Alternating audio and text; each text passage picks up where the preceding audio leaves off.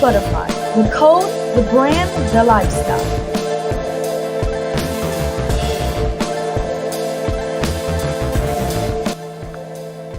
Like a live electric wire twisted into innumerable loops and folds, each outwardly entirely dissimilar to the other yet charged with the same current, all religions, creeds and sects of mankind, all secret methods of mind training, magic or sorcery and all disciplines for the attainment of mystical ecstasy or religious beatitude, whichever led to some tangible result, one and all had their roots in Kundalini. There is no doubt that what I am asserting was known in almost all the vanished civilizations of the past. The basis of all the mysteries, whether Babylonian, Egyptian or Greek, can be definitely traced to Kundalini. Thing in the beginning, just like your muscles. If you go to the gym, you got little shrimpy arms, you have nothing. So, you have to develop it. So working with the daemon, I'm like, okay, so I'm learning what a pact is in demonology. I supersede and control that God because I create gods. We're titans. Gods are what we create. We evil, but the truth of the matter is these were just different names, or those names were more so accepted in those days before they were demonized, or the term demon was evil according to the church. So now that that's out the way, Dark, negative, Damien, demon, Amen, Damien, demon, which is evil. Damien is nothing but another fucking word for melody. Demon is another word for melody. Electromagnetic. I am that I am that I am that I am that I am. What we working with? Power. Yo. Darkness around me. Channeling that darkness inside. Focus, that's the things that I will see. All real niggas divine is the mind, yeah. All real niggas divine is the mind, and we manifesting darkness around me, channeling that darkness inside. I think that it did develop my process more, and the reason why is because if you define, it's all in the definition of the word. What does a word mean to you? Because you can say pact and a person can say, oh, we shake hands, and then the next week they're breaking this thing. They don't care, whatever, it's just, it's all in the definition. So to me, learning about demonology and in that aspect of pact making and things like that is where I was coming along when I started to say, okay, well, in order to strengthen this, because I wanted results. That was the reason why I did it. It wasn't because I, felt like it was a necessity, any other reason than that. Because you're working with your internal energy. You don't have to beg your daemon to do anything. You just have to develop it. It's going to be nothing in the beginning, just like your muscles. If you go to the gym, you got little shrimpy arms, you have nothing. So, you have to develop it. So working with the daemon, I'm like, okay, so I'm learning what a pact is in demonology. I learned what a pact is, pact making. And a pact, in my opinion, has a lot to do with the psychodrama. It has a lot to do with your code as a person. As a person, we're going to strip it down to just the mundane stuff and say your code as a human being. Like, do you keep your word? Correct. You keep your word. Like, are you truthful? Are you telling the truth? What are you going to do? You know what I mean? So you have your code and the psychodrama that's there. So the pact did enhance my connection because I made it a thing. I got the paper and the nice pen and drew all kinds of, fluid that we won't say on YouTube because we don't want to mess it up, and all kinds of things. Nice. And it became this thing that was this beautiful piece of something that I created because I was devoting myself to myself. Like, I'm devoted to myself at this point. And am I going to have that thing on my board in there that says, show up for yourself, And that's the essence of what that pact did. It tricked me, it doesn't always have to be aesthetic. It doesn't always have to be this long drawn out, ritualistic thing, but I'm making a pact with myself. I'm going to shed some some red liquid, and I'm gonna write a beautiful sonnet to myself and have this thing. So it did. It changed the path, the trajectory of me working with that, because I have an issue with, solidifying things that don't mean anything. If something doesn't mean anything to me, it's completely gone. Like, I don't even remember anything. If it doesn't have any like grounding or rooting, or if it doesn't like feed my soul or make any sense to me, it's totally gone. I don't remember. So that's why I had to do it like that, So it helped. I'm glad you shared that, because we were talking about that and the other night on YouTube. I kept telling people, one of the things you come to the awareness on this path, I don't care if it's person, places, things, and something like you just talked about would fall into that last category. Step one, and definitely your personal daemon makes you aware. Anything that is not productive for you, or you're wasting your time, you just gotta get rid of it. There's no, and that includes spiritual systems. Unfortunately, people are hanging on to shit that's pointless. I keep telling people that. We can't do that. It drains your energy. Yes, it definitely drains your energy. All right. Again, we're talking to the cosmic serpent. Wow, such a beautiful presentation. Very insightful.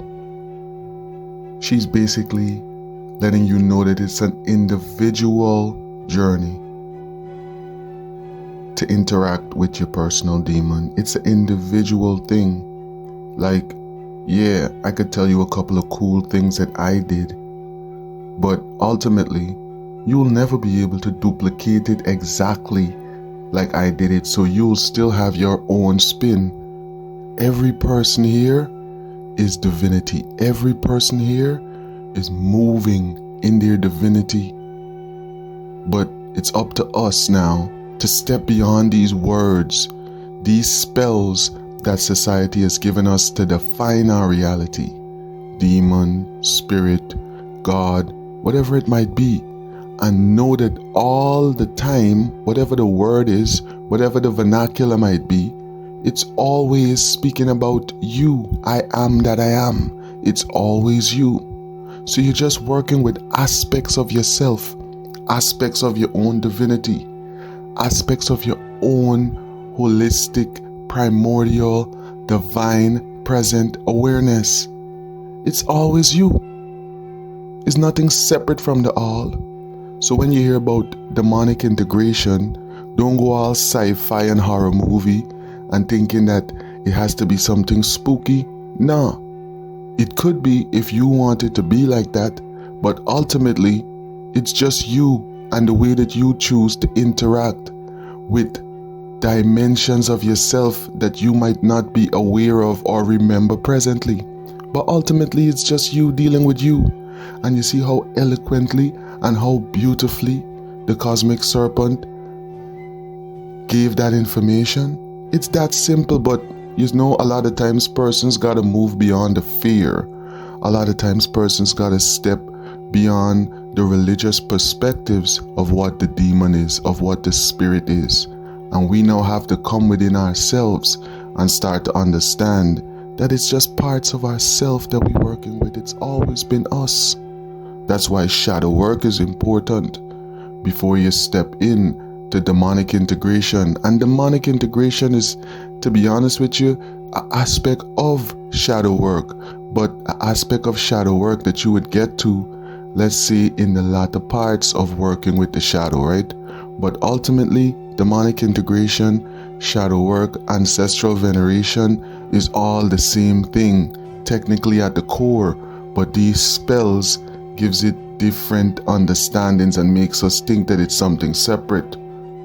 I'll say it again. Demonic integration, shadow work, and ancestral veneration are all the same thing at the core, but because of the spells and the different definitions that we give to them and categorizing it, we sometimes think that it's something different, but ultimately it's the same thing. You working with your divine power.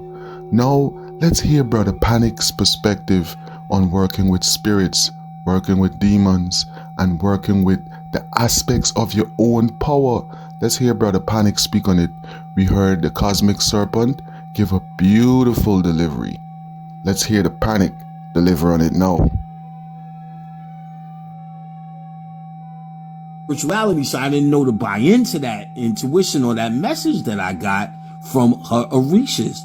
If she feeds into the energy will protect. So it works.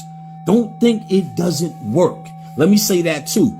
Anybody with that Orisha shit, and because they're using energy, but the problem is you're praying to the energy.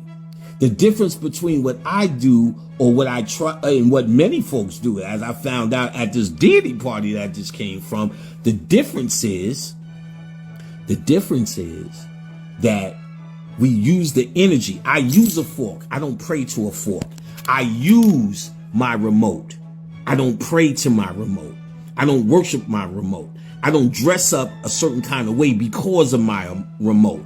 I don't say my remote's on my head and making me do that and I can't do this because of my remote. My remote is a god of controlling the fucking TV. And when I need to control the TV, I supersede and control that god because I create gods. We're titans. Gods are what we create. We make up gods. When we were little, you made up gods they would call invisible friends. Grow up, niggas. Grow up. I've been putting this shit together for you for a long time for y'all to be too stupid and confused about straight points. You don't fucking... That's Christianity where you worship gods. A god is nothing more than a lord of his reality. That's why gods are called creators. And if you are able to create any reality you want, then you're a god. If this reality is abusing your ass and you can't figure it out, and why does this always happen to me? And shit's always fucked up for me. I don't know why I have such luck. Then you're not a god. When you're saying, I'm going to make that happen and watch it happen. I live like I want to live. I live comfortably in this goddamn madness. In this fucking madness, I live comfortably. And if not even in my mind, I'm comfortable with what the fuck I am. Then you're talking about God. God creates whatever reality, whatever manifestation. I manifested that motherfucking woman who was coming to me in my dreams, Khadijah. Any clothing I want, any people I want, any information I want, which is the most important.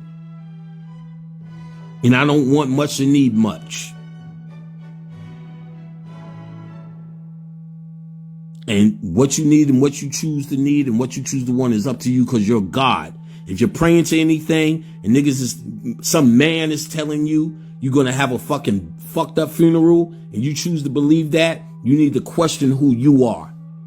You need to question who you are. Why you let someone tell you some shit like that that's negative? If they're not telling you stuff that empowers you in your reading, you tell them to suck your fucking dick. If they don't tell Hey, you heard what Panic said. Panic said, yo, why are you still praying to yourself? Why are you still calling on yourself and pleading to yourself and acting like you're not the all? Why are you putting these hurdles before yourself when there is no hurdles before divinity? You are everything. You on that Titan power, or you moving like a god still? Huh? We create gods, creating magical entities. If you look on your screen right now, that's a free copy of it when you scan that barcode. I'll give you a couple seconds. Scan that barcode, get that free book, Creating Magical Entities, and you're gonna see what Panic was talking about. Panic was talking about creating your own entities and stop worshiping yourself, realizing that it's attributes of your own power you're using. Are you a vacuum cleaner? Or do you control the vacuum cleaner? Is your cell phone you? Or do you talk on the cell phone? Are you using and utilizing the utility that you get from the devices? Or are you becoming and worshiping these same things? What are you? Who are you? What's your perspective of self? You got to step in your divinity and really know it and be comfortable with it, because a lot of persons are going to be uncomfortable with your perspective of self. But you can't ultimately live for others, because technically you, the I am, will cease to be living in your present holistic divinity, because you'll be considering the illusion and letting go of the reality of you for other persons and to fit in and all kind of foolishness. You are divinity right now. So now stepping in that power and moving with that confidence is the key to working with spirits, to working with divinity.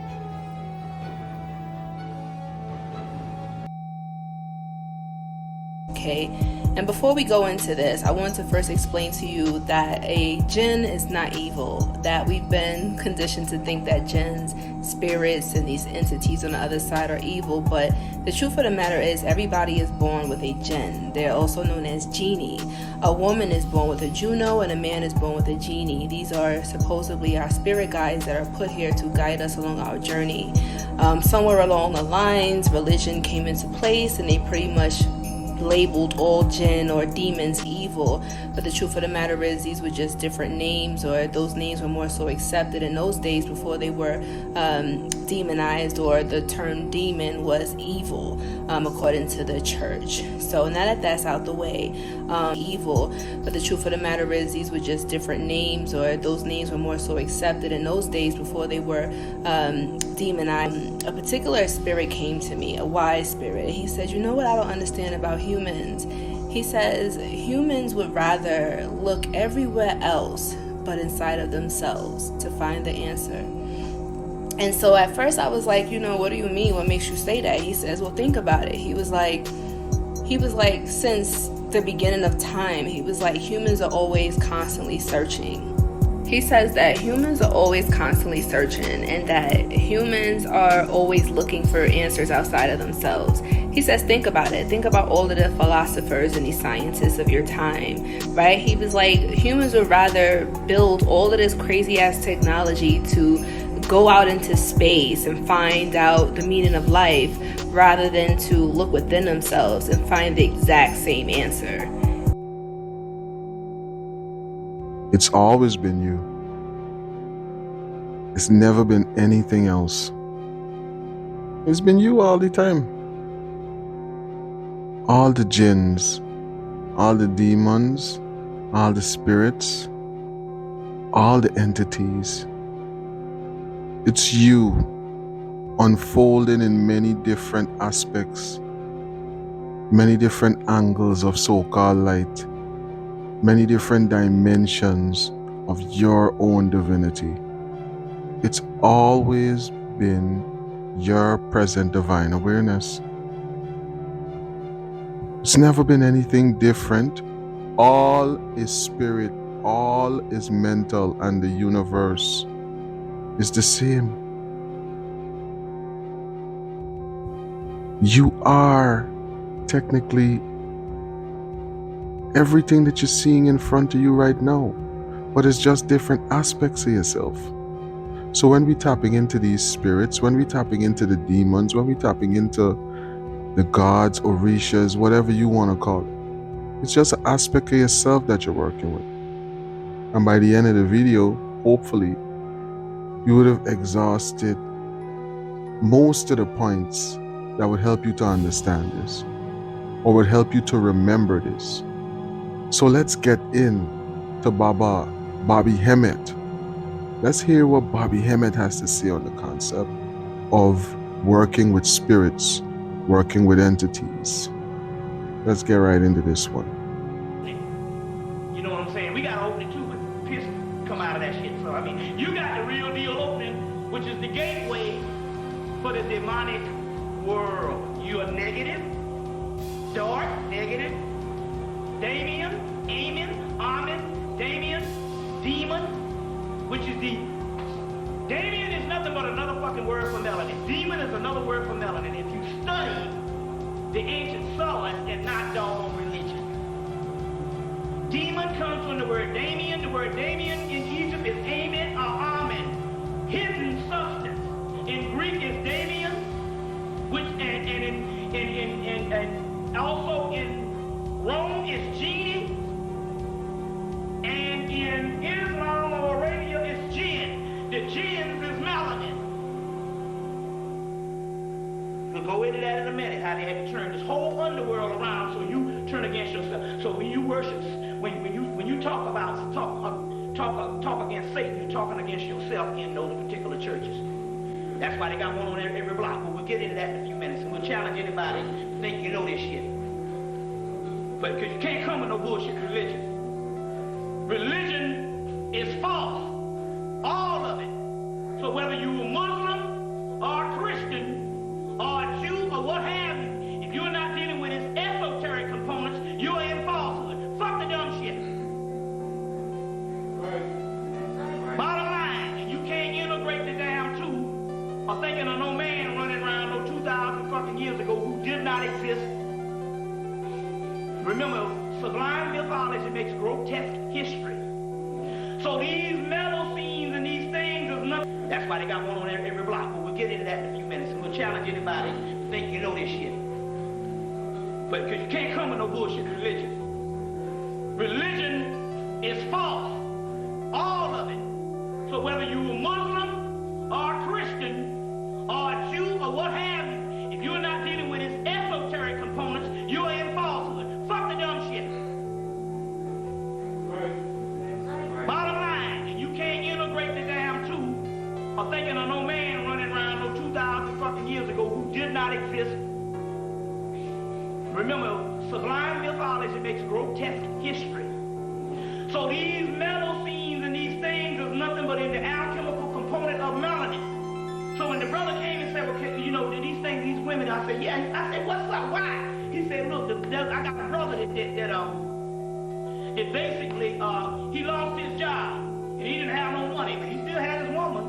Every time I think a black man did some shit, here comes. That's why they got one on every block. But we'll get into that in a few minutes, and we'll challenge anybody to think you know this shit. But because you can't come with no bullshit religion.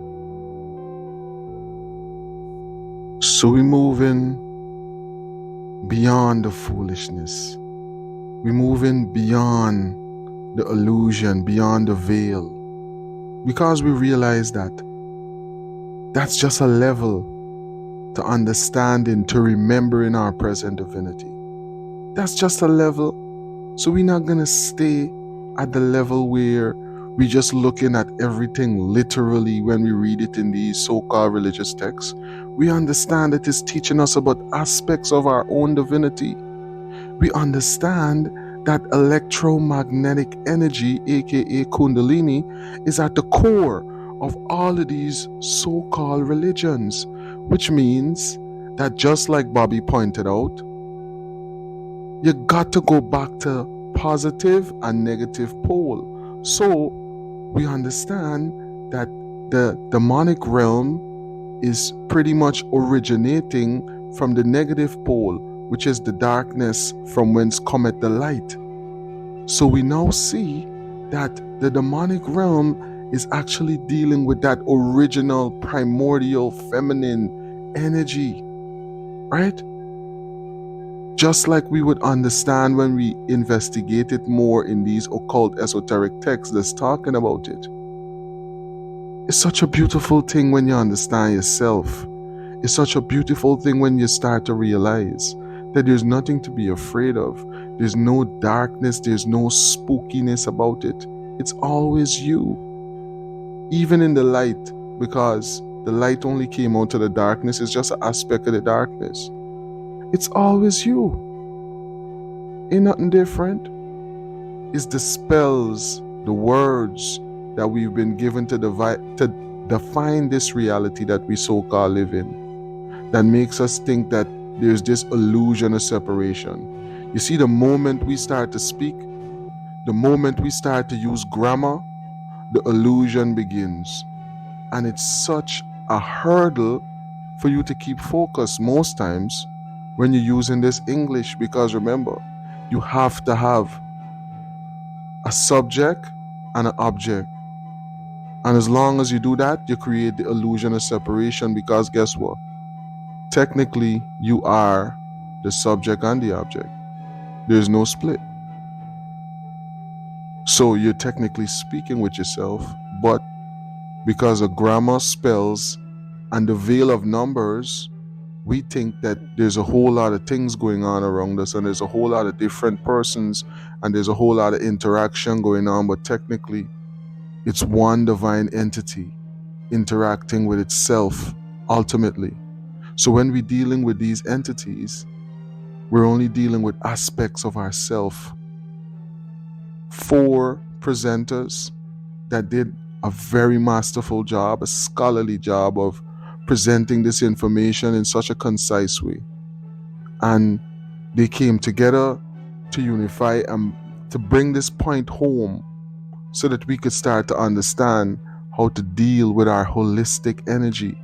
We are right now every spirit, every demon, every entity. Thanks again for watching. I'll catch you in the next one.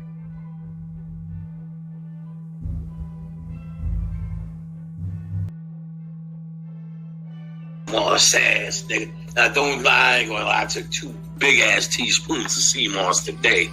Ain't nobody here shitting on that sea moss, boy.